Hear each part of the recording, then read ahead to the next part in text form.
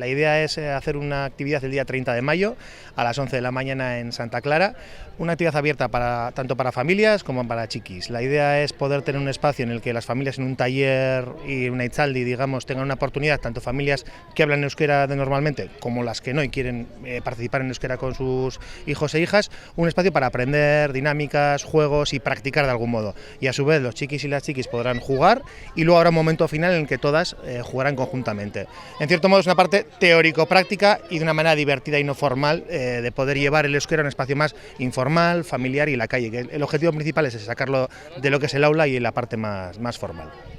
Entonces el PAS lo que dais es una oportunidad a las familias de estar disfrutando de ocio en euskera con sus hijos. Eso es, una oportunidad concreta a esas familias que quieran disfrutar y que quieran aprender un poco más, den un pasito, ya sepan o no, ¿vale?, desde su realidad y sobre todo enmarcada dentro de un proceso que también es algo que internamente hemos ido trabajando, ¿no? El tiempo libre educativo, los grupos de tiempo libre, las colonias, todo esto tiene un debe en ese sentido de poder mejorar esta parte de hacer el uso de euskera como un uso del día a día, que el euskera debe ser algo nuestro y propio y llevarlo en el día a día, y es un avance hacia afuera, digamos. Internamente hemos hecho un proceso con EBT, una consultoría que nos está ayudando en este ámbito, y queremos sacarlo un poco a la calle y ofrecerlo al resto del pueblo, como todo lo que hacemos. ¿Inscripción previa o directamente ese día? Tenemos una inscripción previa abierta hasta el día 28 por organización. Tenemos que organizar números de monitorado, materiales y todo esto. Está en la página web, en las redes sociales, es un labur.eus/jolasa2026, una dirección muy sencillita, o si no en nuestras redes y en nuestros espacios. Sí, para organizarnos necesitaríamos saber eso antes del 28 quién viene. Si alguien llega a última hora, no creo que haya problema de abrir la puerta, pero mejor que nos digan quién está.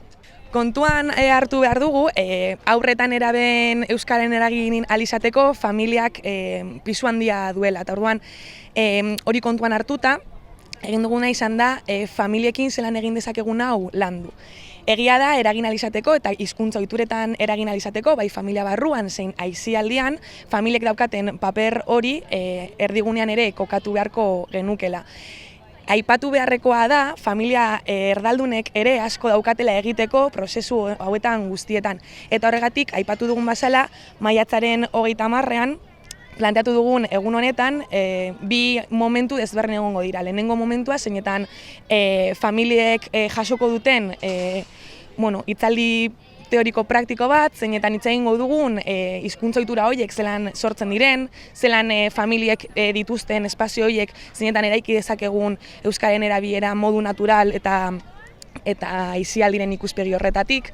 Eta hau guztia egin ahal izateko sortu dugu koordinazio espazio bat, zeinetan eskau talde bakoitzeko kide batek parte hartu duen, Portugaleteko aisialdi sareko beste kide batek, eta nik neuk EBTko langile bezala.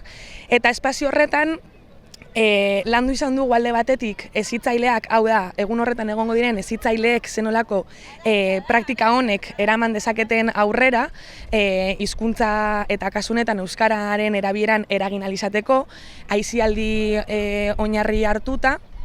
Eta bestalde batetik egin duguna izan da programazio bat zeinetan egingo diren jolas guztietan hizkuntza erabili behar den eta hezitzaileen praktika honen hoiei esker lortuko dugun erabiliko den hizkuntza euskara izatea. Eta gero batuko gara berriro bai helduak eta bai umeak, lehen aipatu dudan bi momentu horiek desberdin da ditugula, elkarrekin jolasteko. Eta bai umeek jaso dituzten praktika hori aurrera eman da, jaso dituzten hizkuntza ohitura horiek zein familiak espazio teoriko praktiko horretan landuko ditugun elementu horiek kontuan hartuta, jolastola izango dugun elkarrekin. Eta hori izango da jakintza bat eramango dutena gero euren etxean eta euren aisialdian, familian espazio horiek konpartitzen dituztenean ere aurrera eraman ahal izateko. Eta hau da, lehenengo aldiz egiten den Portugaleten?